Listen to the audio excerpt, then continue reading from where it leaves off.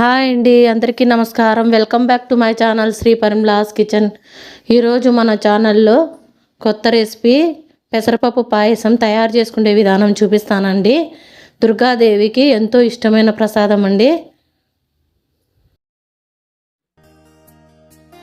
కావాల్సిన పదార్థాలండి: 1 కప్పు నిండా పాలు, 1/2 కప్పు పెసరపప్పు, 1/4 కప్పు అటుకులు, 1 కప్పు నుండి సగ్గుబియ్యం 3 గంటల సేపు నానబెట్టానండి. 1/2 కప్పు బెల్లము, 1/4 కప్పు చక్కెర, 3 యాలక్కాయలు, కొద్దిగా ఎండు ద్రాక్ష, కొద్దిగా జీడిపప్పు, కొద్దిగా నెయ్యి అండి. పెసరపప్పు నీట్గా కడుక్కొని కుక్కర్లో వేసానండి. ఇప్పుడు 1 గ్లాసు నీళ్లు పోస్తున్నాను. ఇవి మనము హై ఫ్లేమ్లో 3 విజిల్ రప్పించుకుంటే సరిపోతుందండి. మనము పెసరపప్పు 3 విజిల్లు ఉడికే లోపల పక్కన మనం బౌల్ పెట్టుకొని నానబెట్టిన సగ్గుబియ్యం ఉన్నాయి కదండి, అవి ఇందులో వేసుకొని 1 గ్లాస్ వాటర్ వేసి ఉడకబెడతామండి. నేను నానబెట్టేసాను, అందుకు డైరెక్ట్గా వేసి ఉడకబెడుతున్నాను.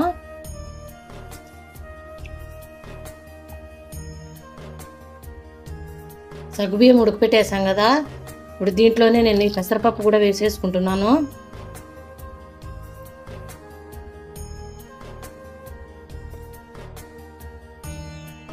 అంతా కలుపుకొని పక్కన పెట్టేద్దామండి. స్టవ్ ఎగిలించుకొని కడాయి పెట్టుకున్నామండి. లో ఫ్లేమ్లో పెట్టుకొని మనము 1/4 కప్పు అటుకులు ఉన్నాయి కదా, అవి వేస్తున్నాను. కొద్దిగా నెయ్యి వేస్తున్నానండి. ఇప్పుడు సేమ్యాలకు బదులు ఈ అటుకులు వేస్తున్నానండి పాయసంలో. నేను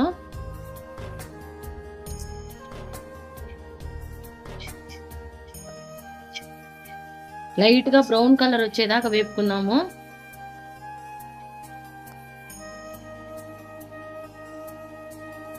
లైట్గా బ్రౌన్ కలర్ వచ్చేసాయండి. స్టవ్ ఆఫ్ చేసేసి ఇవి కూడా మనము సగ్గుబియ్యం దీంట్లో వేసేసుకున్నాము.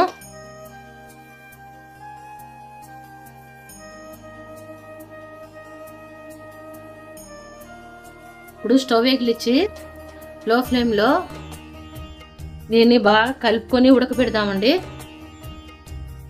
ఒక 2 నిమిషాల పాటు 2 నిమిషాల పాటు ఉడకపెట్టేసామండి. ఇప్పుడు మనము బెల్లం ఉంది కదా, అది వేస్తున్నాను. 1/2 కప్పు, 1/4 కప్పు చక్కెర వేస్తున్నానండి. బాగా కలుపుకుందామండి. ఈ పాయసంలో బెల్లం వేసిన తర్వాత కొద్దిగా చక్కెర వేస్తానండి నేను. ఫ్లేవర్ బాగుంటుందండి, తినేటప్పుడు టేస్టీగా ఉంటుంది. వేగిలించుకొని కడాయి పెట్టుకొని కొద్దిగా నెయ్యి వేస్తానండి. ఎండు ద్రాక్ష, జీడిపప్పు ఉంది కదా, అవి వేయించుకున్నాము. వేపుకునేసామండి. స్టవ్ ఆఫ్ చేసేసాను. ఇప్పుడు ఇవి కూడా మనము పాయసం ఉడుకుతుంది కదా, వాటిలో వేసేస్తున్నాను.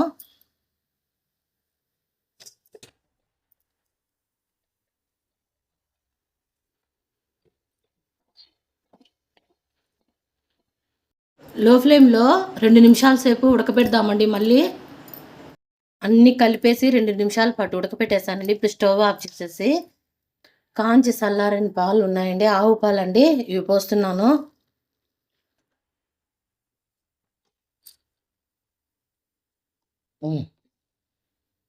మీరు ఏ పాలైనా వేసుకోవచ్చండి, ప్యాకెట్ పాలైనా ఏవైనా వేసుకోవచ్చు. నేనైతే ఆవు పాలు వేసానండి. ఉడికేటప్పుడు వేస్తే ఇరిగిపోతాయి కదా పాలు, అందుకని దింపేసేప్పుడు వేసానండి కాంచి చల్లారిపి. చూసారు కదండి, దుర్గాదేవికి ఎంతో ఇష్టమైన పెసరపప్పు పాయసం తయారు చేసుకునే విధానం మీకు చూపించానండి.